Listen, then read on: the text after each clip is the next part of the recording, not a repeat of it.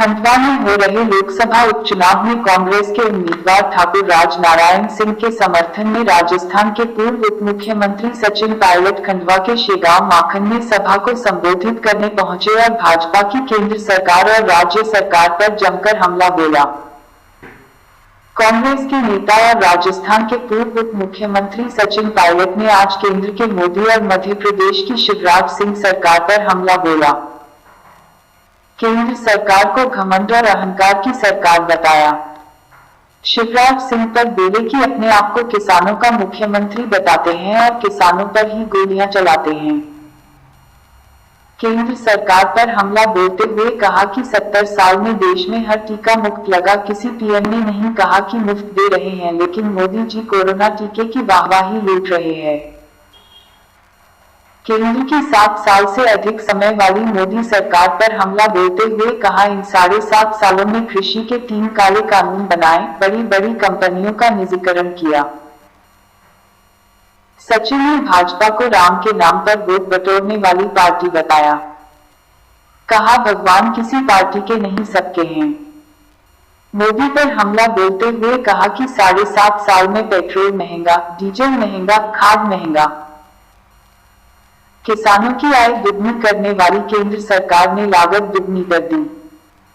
सचिन पायलट ने कहा कि उपचुनाव से सत्ता परिवर्तन नहीं होता, लेकिन सरकारों के कामों का लेखा जोखा मतों के जरिए दिखाई देता है।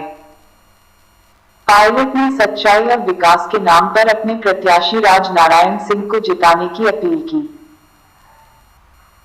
खंडवा लोकसभा उपचुनाव में आज राजस्थान के पूर्व उप मुख्यमंत्री सचिन पायलट, पूर्व केंद्रीय मंत्री अरुण यादव, पूर्व ऊर्जा मंत्री प्रियव्रत सिंह, बुरहानपुर के निर्दलीय विधायक सुरेंद्र सिंह शेरा ने कांग्रेस के उम्मीदवार ठाकुर राजनारायण सिंह के लिए अधिक से अधिक वोट करने की अपील करते हुए जनसभा को संबोधित किया। एक संदेश जाएगा, जो अपार महंगाई हो गई है, जो लगातार सरकार ने किसानों की अनदेखी करी है, कृषि के 3 काले कानून बनाए हैं, उनको वापस ना लेना जिद और अहंकार का परिचय है। इसलिए कांग्रेस पार्टी के अध्यक्ष सोनिया गांधी जी ने, राहुल जी ने, प्रियंका जी ने बीड़ा उठाया है कि जनता की आवाज़ हम लेकर आगे बढ़ेंगे। अपार महंगाई हो गई है, पेट्रोल डीजल देसी घी से महंगा हो गया है, 900 का पार हो गया है गैस का सिलेंडर। कोई जिम्मेदारी लेने को तैयार नहीं है। एक बार भी केंद्र की सरकार ने नहीं कहा कि महंगाई को हम कम करेंगे।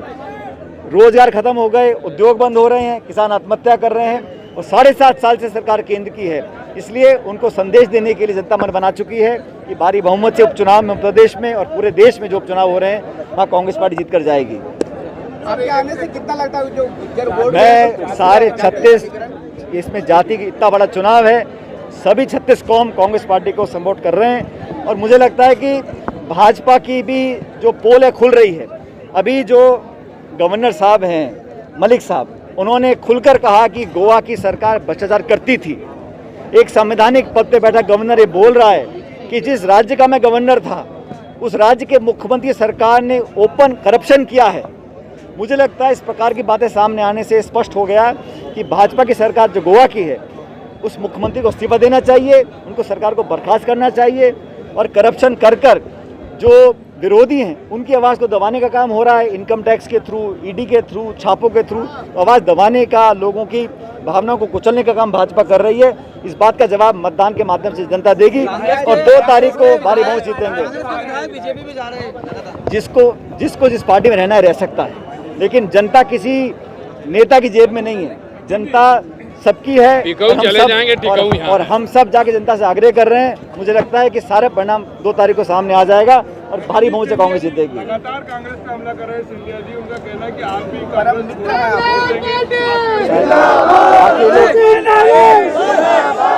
मैं तो हर व्यक्ति को, नेता को ये छूट है कि अपनी पार्टी की बात करे, लेकिन मैं इतना कहना चाहता हूँ कि राष्ट्रीय स्तर पर भारतीय जनता पार्टी को अगर कोई चुनौती दे सकता है तो कांग्रेस पार्टी दे सकती है और कांग्रेस पार्टी ऐसा दल है जो राष्ट्रीय स्तर पर भाजपा को मात भी देगी। आने वाले चुनाव में आप देखिएगा परिणाम कांग्रेस के पक्ष में आएंगे। आगे कांग्रेस का प्रियंका गांधी के नेतृत्व में बढ़ेंगी या राहुल गांधी के?